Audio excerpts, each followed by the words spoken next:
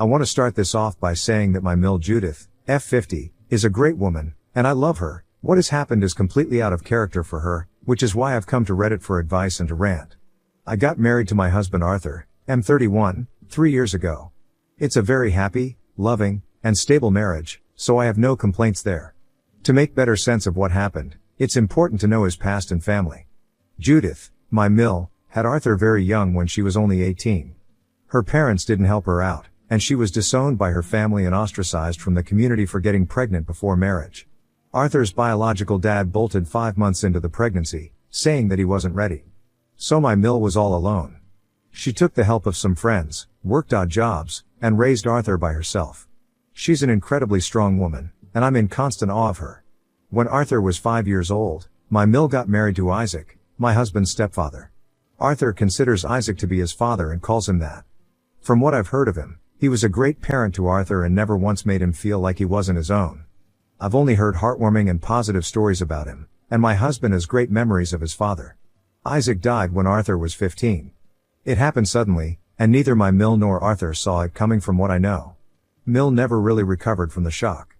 Moreover, both Mill and Isaac had ordinary jobs, meaning they didn't pay well. They had limited savings, and his death put my Mill in a tough spot. They somehow managed to make their way through the next few years. Then, after school, Arthur got accepted into a Tier 1 college with a 100% scholarship. This made things better for both him and Mill, and it kinda set up his future in a way that he would be able to climb out of the rungs of the lower class and build a better life for himself. Both my Mill and I are insanely proud of Arthur for what he's achieved, considering where he came from, and to his credit, he always acknowledges the sacrifices that his mother and father made for his education, and that he'd be nowhere without their help. My story is the complete opposite of my husband's. I'm the daughter of first-generation immigrants who are obscenely rich. I come from an opulent and renowned business family, and 4 generations of my family have been in this business. Back in my home country, which is in Asia, my family is filthy rich and quite well known. My father was sent to the US to expand the business, which he was able to do successfully. My parents' marriage was arranged by my grandparents, and it's been a happy marriage if I can call it that. Basically, I was born into money. I was made extremely aware that I'd always have a lot of money at my disposal, so I didn't really need to work hard. I was always very free to follow my passions and was given the freedom to choose whatever career I wanted, if any. I've always had an affinity for the arts, so I chose to be a visual artist. It doesn't generate much income, but I have a trust fund, so I'm never strapped for money, and I don't think I ever will be. I don't mean to sound conceited at all, but this is just how it is. Added to this, when I was 19, about 9 years ago, I got a huge amount as a settlement in a discrimination lawsuit. I'm not allowed to divulge details, but I'm a woman of color, and I was treated horribly by someone in a position of power. I decided to take the legal route, and I ended up winning and getting a huge amount. My father helped me get started with all that money. Instead of spending it, we bought 2 properties and put them on rent. So apart from the money in the trust fund, I also have substantial rental income and other investments. I never need to work a single day in my life, and my money will grow. Since I have this security, I'm able to follow my passions. I'm a painter, and even though it may sound like a silly little hobby, my pieces do sell. I live a good life, and I can't complain. I met my husband 5 years ago, and we got married 3 years ago. It's a rock-solid marriage, and I feel lucky to have found someone like him. His mother, my Mill, is a great woman, and she has always treated me with a lot of love and respect. I actually considered myself quite close to her, since I never had a very close emotional relationship with my parents. My father was busy looking after the business, and my mother was busy looking after my father. I had all the resources in the world, and they did the best they could for me, but the emotional angle was missing. Arthur and his mom are the complete opposite. They were always strapped for money, but they had so much love for each other. I know a lot of people don't have good relationships with their Mills, but mine has been near perfect, except for this one incident. She doesn't interfere in our lives, is warm and helpful, and I genuinely adore her, which is why her behavior baffled me. 2 years ago, I gave birth to my son, Zane. It was a difficult pregnancy and an even more difficult birth. I won't give you all the gory details, but I lost a lot of blood, and I was on complete bed rest for the next 8 weeks. It was a difficult time for us as a family, and this is when Mill stepped up. She told me not to worry about a single thing and that she would help me and take care of the baby. She was an angel for us, a blessing in disguise. I know that without her, I wouldn't have made it. She moved into our house, took care of Zane and me, and just made everything so easy. Arthur did his part too. I don't mean to imply that he was a deadbeat, but well, he's the father, and that was his duty towards both me and our son. Mill did everything out of the goodness of her heart. We insisted that we would pay her, but she refused. We had been helping her financially otherwise as well, and she said she didn't need anything more from us. For context, Arthur had been sending her money since he got a job and has been covering some of her expenses every month, like clockwork. I knew this was important to him, and it was his way of thanking his mother, and I've always respected his sentiment. So after marriage, both he and I together gave her a sum of money, more than what Arthur gave her previously, that allowed her to save up a lot, enjoy her hobbies, and indulge in whatever luxuries she wanted. She never asked for a single penny, and both Arthur and I did what we did because we thought it was the right thing to do. In the marriage, even though Arthur is the one who works in the traditional sense, I bring in more money because I'm generationally loaded. Before I married him, some people told me that he was marrying me for the money, but I know my husband enough to vouch for his intentions. He's never eyed my money, and I have no reason to doubt him. This is also why I felt no qualms at all about spending money on Mill. And once Zane was born and she helped me out so much, there was nothing to be suspicious of anymore. The money continued, and I want to reiterate that she never asked for a single penny. Gradually, however, she started making a few jokes here and there. Things like how she would retire soon because her son had married into money. Or that she would soon be one of those rich Mills, and maybe even start a TikTok with me. Harmless stuff said in jest, or so I thought. That's how I took it too. I thought she was joking. She always said it humorously and never gave us an inkling that she was angling for more. And to be honest, even if she was, I didn't mind. She's my family. If she needed money, I'd give it to her. If she wanted money, I'd give it to her. She never asked, and she never seemed entitled. It was just a few jokes here and there, and only within close family or amongst us four. So I never thought much of it, and it never raised any eyebrows. Now on to the issue. My Mill turned 50 this year, and Arthur and I wanted to give her a nice gift. My Mill has always lived in rented houses all her life. Arthur and I decided that I had enough money for a significant down payment on a house, and this would be our gift to her. My rental income from my other properties was enough for the mortgage, plus some extra. So it wouldn't really dent how we were living right now. Plus, Arthur had been planning on doing this for her when she turned 60. Given my money, we were able to push it back by 10 years, and I was happy to do this for her. I had planned this for her ever since she helped out with Zane. Ever since then, I have tried and get more information on her dream house. What she would want, what she would prefer, and things like that. I always tried to be discreet, and I gradually gathered enough information to get a house built according to her liking. So we bought the property and gradually modified it over the next few months to suit her needs. For instance, my Mill always wanted to adopt a cat, so we made sure to include a small space for a cat. It wasn't a sprawling space. It was a 2-room unit with ample ventilation and greenery. Not massive, but also not tiny. It was almost 100% equal to what she was looking for. Plus, we had to be very secretive and sneaky with the planning and modifications. This was to be a surprise for her, and we would give her the keys to the apartment on the day of her birthday. It was all planned well in advance, and both Arthur and I were very excited about her reaction. However, what ended up happening was the complete opposite of what we had anticipated. A few weeks before her birthday, we had Mill over for dinner. She was playing with Zane, and we were talking about the latest piece I made. Mid-sentence, she abruptly says that she needs to talk to me. I asked her what was up, and she said she wanted a particular necklace for her birthday, and she wanted to wear it for her party. Now the necklace in question was quite expensive, and I was a little hesitant because we had already put in so much money for the house. However, I didn't know how to say no, so in the moment I told her that I'd try to get her that necklace. She was visibly annoyed when I said that, which is quite unlike her. She didn't say much at the time, but I knew she had made a sour face. Things were awkward after that, and she left after a while. Right after she was gone, I told Arthur about what happened. He said I had to outright say no but would also have to tell her that we had something else for her, and that was why we couldn't get her the necklace. I decided to wait for a few days to see if things got better. If she didn't ask for the necklace again, there was no need for me to text her and remind her that I wouldn't be giving her the gift she wanted. 4 or 5 days after this incident, Mill dropped a text. The text read that she really wanted us to gift her that necklace and that it was the only thing she'd ever demanded from us. I replied that I knew she wanted the necklace, but Arthur and I had already purchased a gift for her, and we were very sorry that we couldn't get her the necklace. We knew she'd love what we had gotten for her, and it was only a matter of a few days until we gave it to her. I tried being as polite as possible in the text because I didn't want her to feel like we didn't want to give her a gift. She didn't respond to the text, and I figured she was upset, so I wanted to give her space. What happened next completely blew my mind. By the next day, She had put up a huge post on Facebook, ranting about how she couldn't believe she had an ungrateful child and that there was just one thing she wanted from me, and despite having the money, and exploiting her labor all these years, I was still unwilling to give her a tiny gift of her liking. The post was a complete slander of me and my character, even going so far as to call me a rich, snobby, and snooty stuck-up. I'm not on Facebook, so I only found out about the post after almost every family member had seen it. One of Arthur's cousins sent the link to us, and I was appalled at all the hateful things she was writing. It was just so out of character for her, and she had completely maligned my image in front of the entire family. Although it was both Arthur and I who had told her that we wouldn't be able to give her the gift she wanted, she only targeted me in her post, going as far as to say that Arthur was under my influence and I controlled him with my money. It was a shit show through and through, and I felt so bad that she would think, let alone write, all this about me.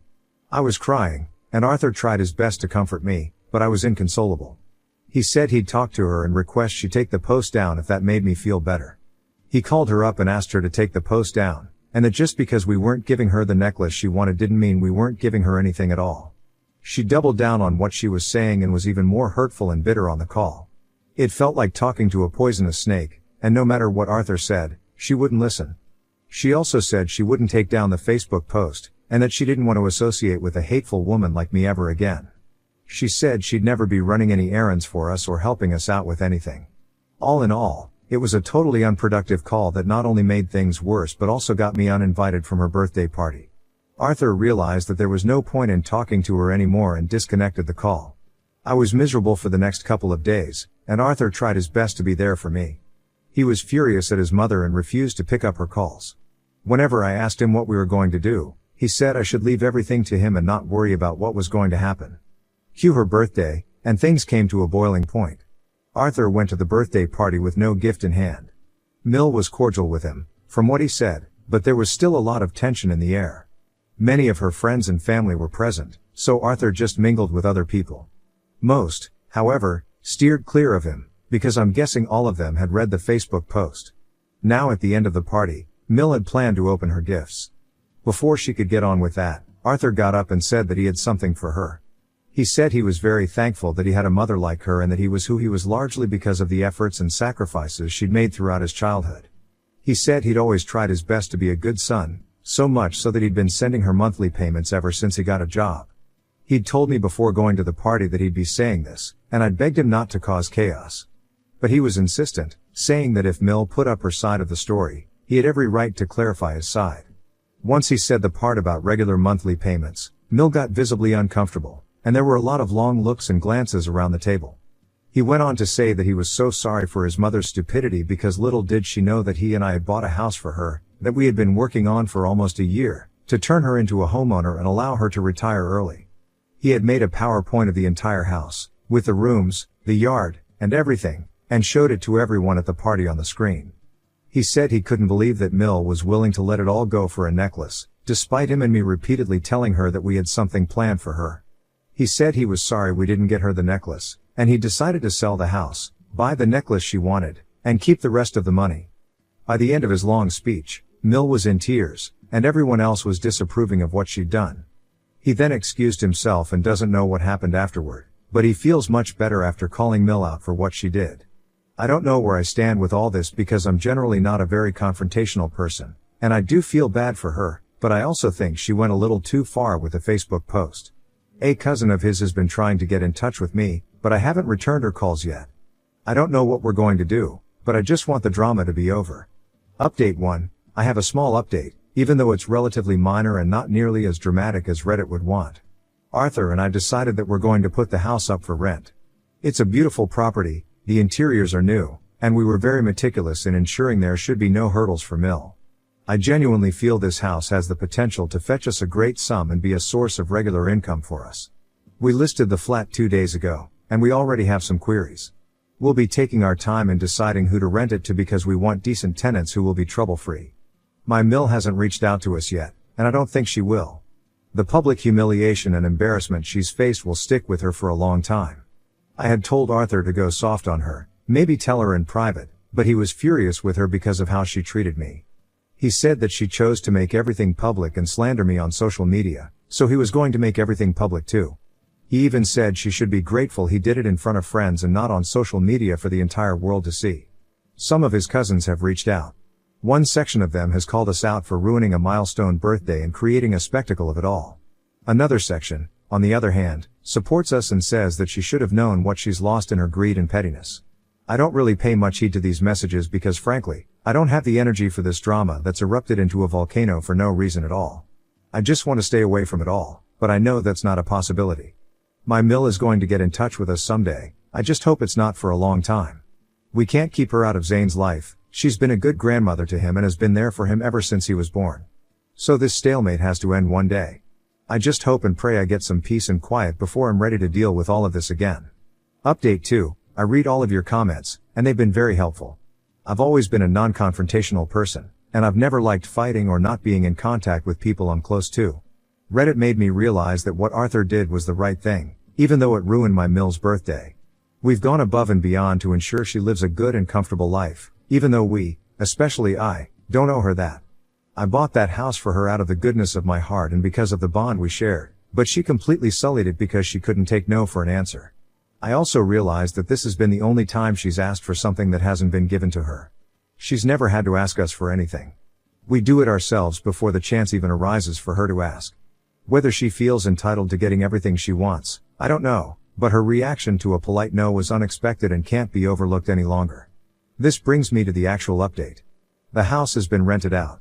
We gave it to a newly retired couple and their 2 pets, 1 dog and 1 cat. They seemed very pleasant, and both Arthur and I have a good feeling about them. The lease has been signed, and they'll be moving in very soon. I'm glad they have pets because we made tiny areas in the apartment keeping my Mill's wish of adopting a cat in mind. Thankfully, all that effort won't go to waste. While this was happening on one hand, there's been a dramatic turn of events on the other. Mill reached out to us. By us, I mean Arthur. At least she started that way. In the initial few messages, she acted as if nothing was wrong at all. She wanted to brush everything under the rug and pretend there had been no fight whatsoever. But Arthur wasn't having it. He was very cold and curt in his replies, and I think she understood that there was no wriggling her way out of this one. She then finally asked him to come over with me so we could talk it out. Arthur said he'd talk to me and let her know. I told him I wasn't comfortable meeting her at her house, so if we met, it would either be at our place or in a public place. Secondly, I didn't want Zane around when she came because there was a chance the meeting could turn ugly, and no matter what, I didn't want Zane to witness any of this. He had no business seeing his parents and grandmother fight each other. Arthur thought a public place might be too noisy for a meeting and that none of us would be able to express ourselves properly there. So ultimately, we decided we would meet her at our place. When the same was relayed to her, she was adamant at first but ultimately gave in because we gave her no room for negotiation.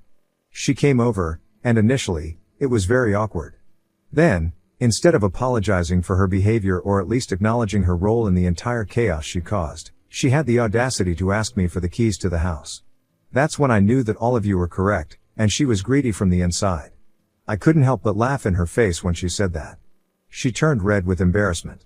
I tried to remain as dignified as possible and said that we had unfortunately rented the property out to someone, but we'd be giving her the necklace as requested. She looked at Arthur as if waiting for him to call out my bluff, but he just shrugged. That's when she started saying we couldn't do this to her, and the house was hers because we had bought it for her birthday, and that she was being gracious by still accepting the offer, considering we ruined her 50th birthday. I didn't know what to say to that, and neither did Arthur, because the next thing I know, he was ushering her out of the house. She refused to go and started screaming at him, saying that I had him completely under my spell and that I was a witch who'd taken her baby boy away from her. It was so cringe, it made me barf, if I'm being honest. I didn't even try to stop Arthur or get in between them. I just told her that I believed she'd overstayed her welcome and that her pretty necklace would be delivered to her as promised. As for Zane, she's free to meet him whenever she wants, but it will always be supervised. I will not be letting my son meet her unsupervised. She's a viper, and if she can try to poison my husband against me, who's to say she won't do it with my son? She ran away in tears after that, and I think both Arthur and I are blocked, so I don't think she's interested in meeting Zane anymore. The option is always open to her if she wants, but I'm done being the bigger person. Update 3. Hi everyone. I had logged off Reddit and forgotten about the account, so I'm sorry about that. The necklace was delivered to Mill as promised. What she's done with it, I don't know. The monthly payments to her continue like before because, whether we like it or not, she did raise my husband and did it really well, and helped me when I needed her. She's asked to see Zane a couple of times, but we're still firm on the part where we won't be letting her meet him unsupervised. She's unwilling to accept they're the condition. And if that's her hill to die on, so be it. I'm done helping her or trying to make excuses for her behavior. She dug this grave for herself, and if she can't put her ego aside to make amends with her only family, she's the one who's going to lose out. There will be no more updates because there's nothing else to share. I came here to rant, and I sincerely hope I don't have to go through something like this in my life ever again.